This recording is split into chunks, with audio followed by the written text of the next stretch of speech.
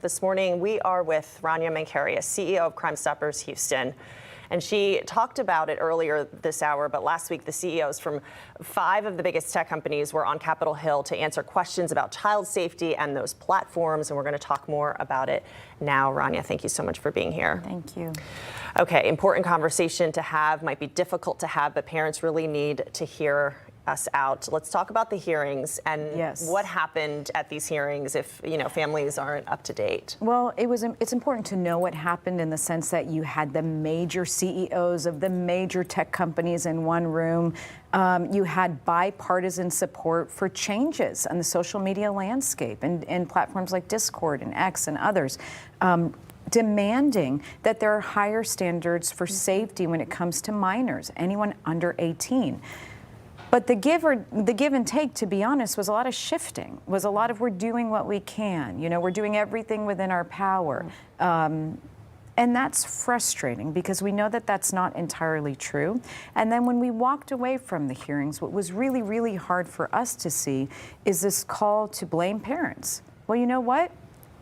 Disconnect. Take your kids offline. That is so disingenuous and very, very frustrating for parents who live in a tech-driven world. Right. And talk about why they're so important and what are the outcomes, if any, we can expect. The Senate hearings are critically important. Someone has to put pressure on these tech giants to make a change. And I'll tell you this, some people are saying, well, we've had hearings about gun manufacturers and gun laws and it doesn't do anything. And it's true and it's very frustrating. This is a little different. And at Crime Stoppers, look, we have to have honest and awkward and awful conversations because we want change. But when you look at the gun industry, a mass shooting, a flare-up, it hurts a small population and it breaks them to the core. And everyone around starts screaming about gun changes, but eventually everybody goes back to life and this small community kind of continues fighting if they can. Social media is different. It is affecting every single household in real time, every single day of the year, every single day of the week, and every age group. All of us, we're not going to stop until there's change. We can't tell our children stay off of technology, but we also can't give our children a gadget where they can at any moment access pornography, a predator, pills laced with fentanyl, where they can be groomed, trafficked, lured, cyberbullied, cyber-stalked. Absolutely not. And we know that these tech giants can do more. And it's time to hold them responsible, whether it's financially responsible or in some other way.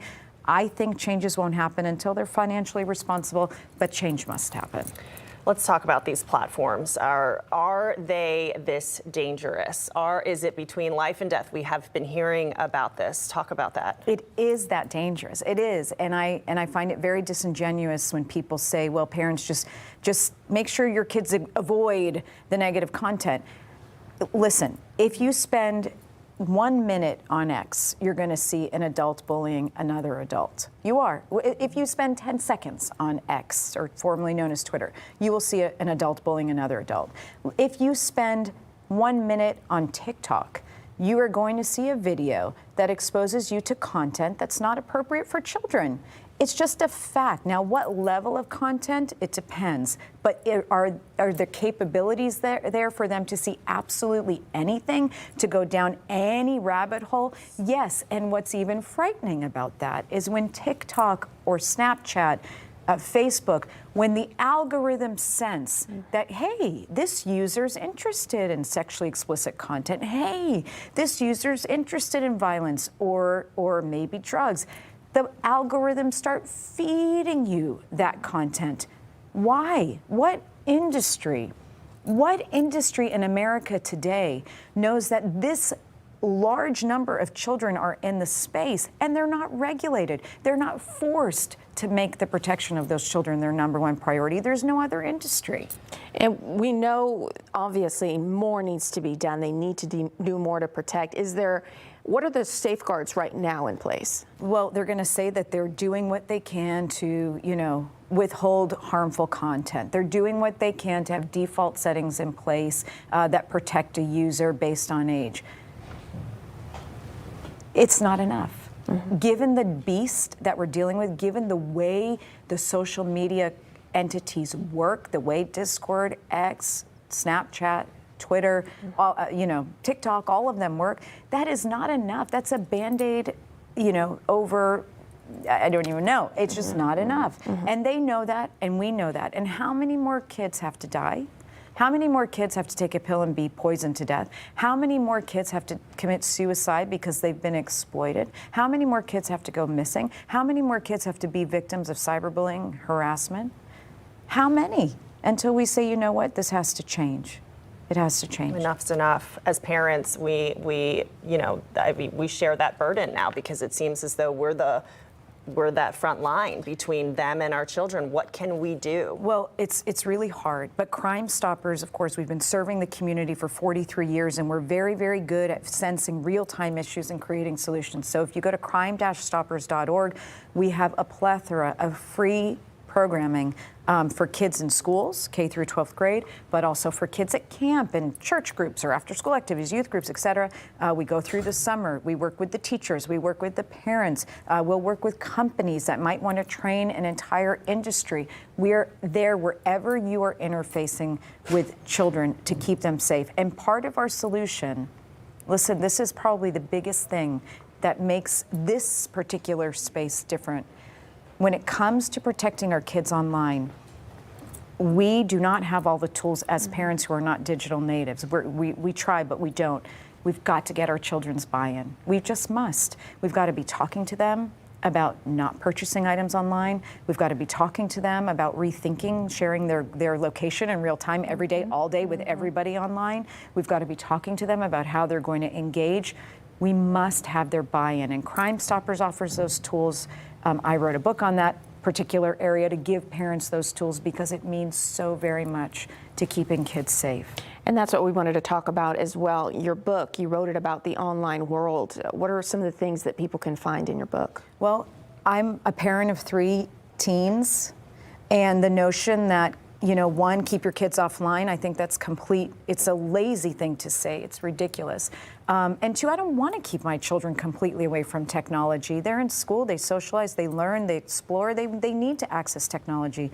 But I do need solutions that I'm going to understand, not being a digital native, and they're going to buy into. So after spending years talking to kids, I mapped out 4 power tools that truly kids are going to hear this and say, wow, I completely understand what you're saying, and I can apply this rule indefinitely. And the online space is evergreen, and so I wanted to create evergreen tools, and I think it's really making a difference for families. You told us this a while ago, and I tell my 11-year-old this now, is if you want privacy, you can write in a journal on paper and put it under your bed. Right. Yes. I won't go through that. Yes. But the phone, sorry. It is, it's my Not sort sorry. of, it's my thing. I'm like, you want privacy? Get a diary from 1985. Right. I will buy them for you. You want a diary? Call me. I will get it for you. And write whatever your heart's desire and hide it. But here's the frustration. Even after those Senate hearings last week, all of these free speech, civil rights groups said, no, any type of restriction of content is an infringement on our kids' right to privacy. And it's infuriating because you know what? Our kids don't have a right to be sexually exploited. Our kids don't have a right to be buying fentanyl-laced pills online. And no one has a right to sell them or exploit them in that way. So privacy on the digital online, the World Wide Web, when you're a minor, they don't go hand in hand. They do not coexist, and they're 2 different things completely. Yes. What can parents do now? How would they get in touch with Crime Stoppers and things like that? Please reach out to Crime Stoppers. We're crime-stoppers.org. We are here 24 hours a day, literally 7 days a week. We have tons of free programming, as I said. And then if it's not during the school year, it's year-round. You can email us, call us, text us, reach out to us. We want to help provide solutions. The lazy answer, as I said, is, well, keep your kids off technology. Right. That's it. And I'll tell you, out of all the parents I've talked to, who'll say, oh, no, that's not a concern for us. We've made sure that our kids don't access technology until they're 8th grade. Almost 100% have come back to me after we've met with them, and they said, we actually had a real conversation with our kids that we didn't realize they're completely online. They're just not using gadgets at home. Right. So we'd rather have a real and honest conversation, as awkward as it might be, and give solutions today while the Senate hearings happen, while people, discuss privacy issues, these might not be solved today. But today, we can give you tools that will keep your kids safe. And Crime Stoppers of Houston does that for Houston, does it across the state of Texas, really does it across the country. Our whole goal is to keep families safe. Rania, we could talk for hours, I'm sure, And about thank this. you for everything we you do. appreciate you. Yes. Rania Menkerius, CEO of Crime Stoppers Houston. You can reach out for more information. Thank you so much. Thank you.